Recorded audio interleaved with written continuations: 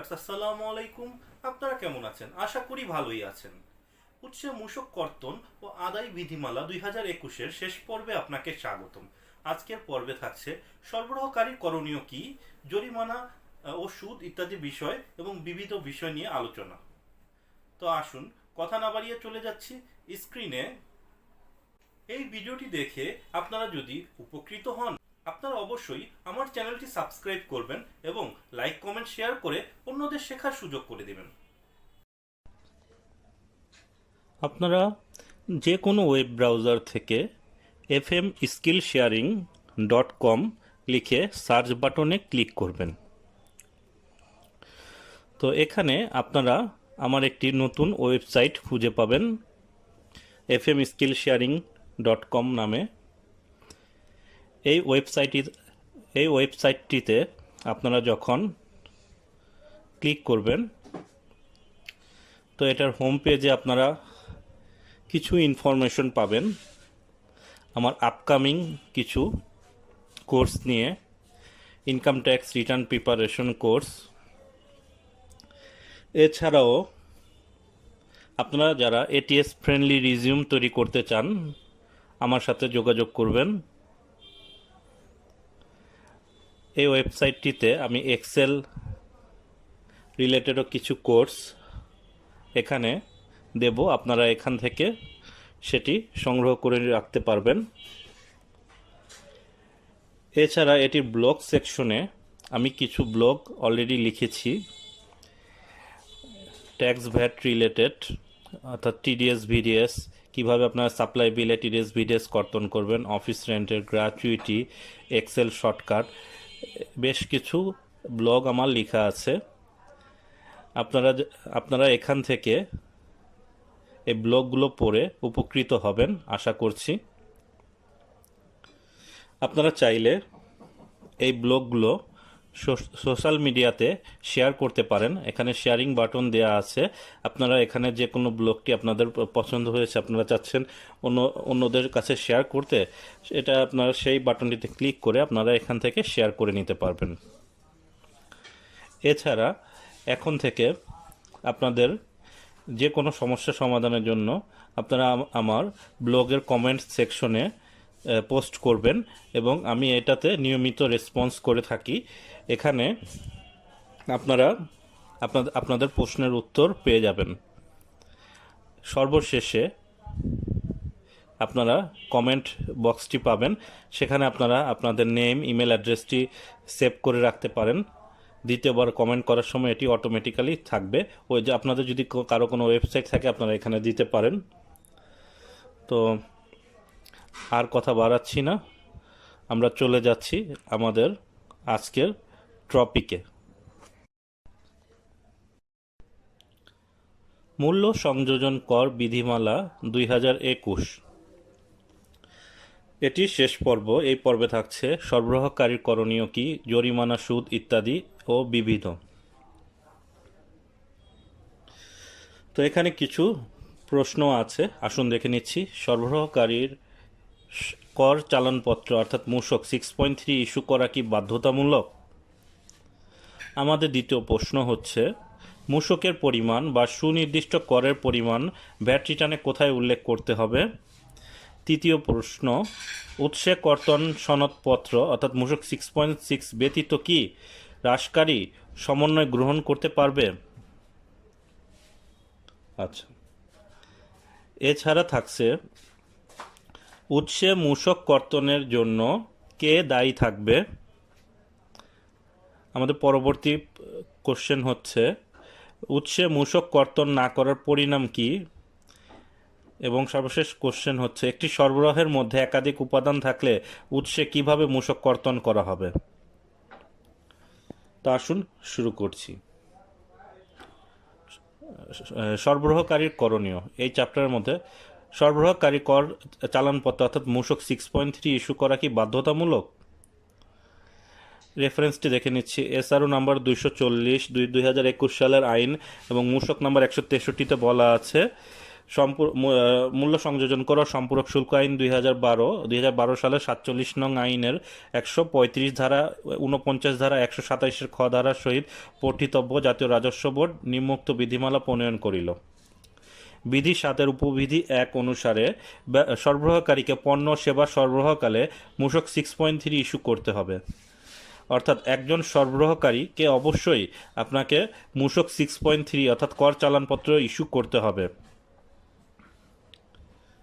আমাদের দ্বিতীয় প্রশ্ন ছিল মূসকের পরিমাণ বা সুনির্দিষ্ট করের পরিমাণ ভ্যাট রিটার্নে কোথায় উল্লেখ করতে হবে। বিধি 7 উপবিধি 2 অনুসারে মূসক ফ্রম 9.1 এর অংশ সরবরাহ প্রদান ও প্রদেয় কর, এটা হচ্ছে হেডলাইন, এর মূল্য ও মূসকের পরিমাণ সুনির্দিষ্ট করের পরিমাণ উল্লেখ করতে হবে। অর্থাৎ আপনাকে অংশ 3-এ মূসকের পরিমাণ এবং সুনির্দিষ্ট করের পরিমাণ উল্লেখ করতে হবে। তো আমরা আসুন দেখে নিচ্ছি, যদিও এখনও আপনারা অনলাইনে রিটার্ন সাবমিট করে থাকেন। তো এখানে দেখুন পার্ট 3-তে সাপ্লাই আউটপুট ট্যাক্স, আপনাদের যাদের স্ট্যান্ডার্ড রেটেড গুডস আপনারা সরবরাহ করে থাকেন তারা 4 নম্বর নোটে গিয়ে এটার ভ্যালু, এসডি এবং ভ্যাটের পরিমাণ লিখবেন। আদার দেন স্ট্যান্ডার্ড থাকলে এখানে 7 নম্বর নোটে গিয়ে লিখবেন। এছাড়া এখানে যে নোট নাম্বারগুলো দেওয়া আছে এক্সপোর্ট করে থাকলে বা জিরো রেটেড থাকলে সেগুলো সংশ্লিষ্ট নোটে আপনারা ক্লিক করে সেখানে ডিটেলসটা দেবেন, এখানে এই পেজে অটো চলে আসবে। তো সাব ফর্ম একটা আমি দেখাচ্ছি, এটা ম্যানুয়াল সাবফর্ম, এখানে সিরিয়াল নাম্বার, গুডস এবং commercial description, service, commercial goods and service name, VAT, SD এবং ভ্যাটের পরিমাণ ইত্যাদি আপনারা এখানে উল্লেখ করলে প্রথম পেজে চলে আসবে, অর্থাৎ 3য় নম্বর অংশে। এখানে নোট 4-এর একটা ডেমো দেওয়া হয়েছে। তো আমরা পরবর্তী কোশ্চেনে চলে যাচ্ছি। উৎসে কর্তন সনদপত্র মূসক 6.6 ব্যতীত হ্রাসকারী সমন্বয় গ্রহণ করা যাবে। বিধি 7 উপবিধি 3 অনুসারে উৎসে কর্তনকারী সত্তার নিকট মূসক 6.6 অর্থাৎ মূসক 6.6 উৎসে কর্তনের সনদপত্র প্রাপ্তি সাপেক্ষে আপনারা দাখিল পত্রে এটা হ্রাসকারী সমন্বয় গ্রহণ করতে পারবেন এবং প্রদেয় কলামে উৎসে কর্তৃত্ব সেবা মূল্য উল্লেখ না থাকলে সরবরাহকারী হ্রাসকারী সমন্বয় গ্রহণ করতে পারবে না।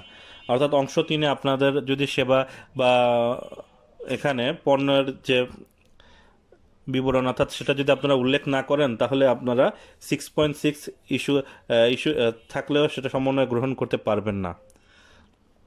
তো এখানে লক্ষ্য করুন উৎসে মূসক 6.6-এর একটা অংশ দেওয়া আছে পার্ট 6-এ, due to VAT deducted at source by the supply, অর্থাৎ 29 নম্বর নোটে আপনার সেই নোটসে গিয়ে সেখানে উৎসে কর্তন সনদপত্রের নাম্বার ডিটেলস দিবেন। আসুন আমি দেখাচ্ছি, এখানে একটা বড় চার্ট দেওয়া আছে, মূসক ফর্ম নাম্বার 29, এখানে যে হেডগুলো দেওয়া আছে এই হেডগুলো আপনারা সঠিকভাবে ফিল আপ করবেন, ফিল আপ করে হ্রাসকারী সমন্বয় গ্রহণ করতে পারবেন, হ্রাসকারী সমন্বয় করতে পারবেন। তো এখানে এই সবগুলো তথ্যই আপনাকে পরিপূর্ণভাবে অনলাইনে যারা রিটার্ন সাবমিট করেন অনলাইনে আপনাকে দিতে হবে। তারপর এখানে এই 29 নম্বর কলামে সেটি অটো চলে আসবে। তো এরপর থাকছে বিধি 7 উপবিধি 4 অনুসারে যে কর মেয়াদে কোনো সরবরাহের বিপরীত মূল্য পরিশোধ করা হয় সেই কর মেয়াদে বা সেই কর মেয়াদের পরবর্তী কর মেয়াদে উক্ত সমন্বয় সাধন করিতে হইবে এবং উক্ত সমন্বয়ের পরে সমন্বয়ে দাবি তামাদি হয়ে যাবে।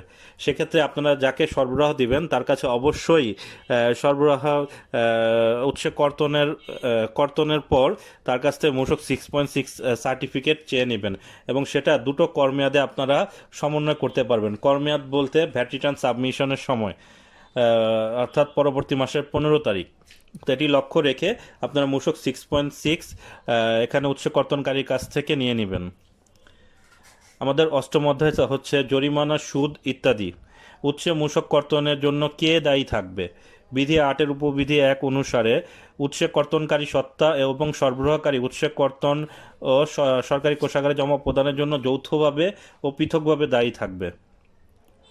অর্থাৎ কর্তনকারী এবং সরবরাহকারী দুজনকে দায়ী করা হয়েছে। উৎসে মূসক কর্তন না করার পরিণাম, বিধি 8-এর উপবিধি 2 অনুসারে উৎসেক কর্তনের দায়িত্বে থাকা সত্ত্বেও মূসক কর্তন না করা হইলে আইনের 85 ধারার উপধারা 1-এর ক এবং 127-এর বিধান অনুযায়ী মূল্য সংযোজন কর কর্তনকারী ব্যক্তি, কর্তৃত্ব মূল্য সংযোজন কর জমা প্রদানের দায়িত্বপ্রাপ্ত ব্যক্তি এবং সংশ্লিষ্ট প্রতিষ্ঠানের নির্বাহী কর্মকর্তার বিরুদ্ধে ব্যবস্থা গ্রহণ করা যাইবে। অর্থাৎ আইনের এই ধারায় যে ব্যক্তিগুলোর কথা বলা হয়েছে তাদের বিরুদ্ধে ব্যবস্থা নেওয়া যাবে। এছাড়া বিবিধতে আছে বিধি 9-এর উপবিধি 1 অনুসারে কেন্দ্রীয় নিবন্ধিত প্রতিষ্ঠানের সমূহের শাখা এবং বিক্রয় কেন্দ্রে তাদের কেন্দ্রীয় দপ্তরের মাধ্যমে উৎসে কর্তৃত্ব মূসক জমা প্রদান করবে। অর্থাৎ যারা সেন্ট্রালি রেজিস্ট্রেশন নিয়েছেন তারা সেন্ট্রালি এখানে উৎসে কর্তন করে জমা প্রদান করবেন। একটি সরবরাহের মধ্যে একাধিক উপাদান থাকিলে কিভাবে মূসক কর্তন করা হবে? বিধি 9-এর উপবিধি 2 অনুসারে একটি সরবরাহের মধ্যে একাধিক উপাদান থাকিবার কারণে উৎসে মূসক কর্তন নিয়ে জটিলতার সৃষ্টি হইলে টেন্ডার, কোটেশন বা বিল সরবরাহের উপাদান সমূহে প্রতিটি উপাদানের বিপরীতে মূল্য আলাদা আলাদাভাবে উল্লেখ করিতে হইবে এবং প্রতিটি উপাদানের ওপর প্রযোজ্য হারে সমুদয় মূসক কর্তন করিতে হইবে। এটা খেয়াল রাখবেন, একাধিক উপাদান থাকলে সেগুলো আলাদা আলাদাভাবে উল্লেখ করতে হবে ভ্যাট চালানে এবং সেটার উপর প্রযোজ্য হারেই মূসক কর্তন করিতে হইবে। আচ্ছা, এরপরে থাকছে বিধি 9-এর উপবিধি 3 অনুসারে মূল্য সংযোজন কর ও সম্পূরক শুল্ক আইন 2012 কার্যকর হইবার পূর্বে চুক্তিবদ্ধ কিন্তু মূল্য পরিশোধ হয় নাই এমন সরবরাহের ক্ষেত্রে পরিশোধকালীন সময় প্রযোজ্য বিধান প্রযোজ্য হইবে।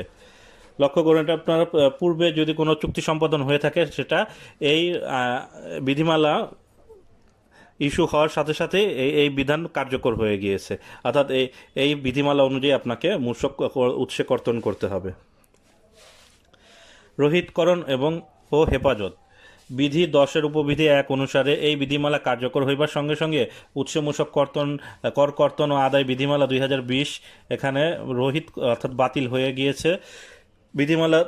বিধি 10 এবং উপবিধি 2 অনুসারে উপরোক্ত রহিতকরণ সত্ত্বেও রহিত বিধিমালার অধীন কৃত কার্য গৃহীত ব্যবস্থা এই বিধিমালার অধীনে কৃত বা গৃহীত হইয়াছে বলে গণ্য করা হয়েছে।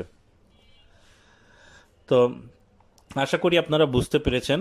আমার ভিডিওটি ভালো লেগে থাকলে আপনারা অবশ্যই আমার চ্যানেলটি সাবস্ক্রাইব করবেন, লাইক, কমেন্ট, শেয়ার করবেন। ধন্যবাদ।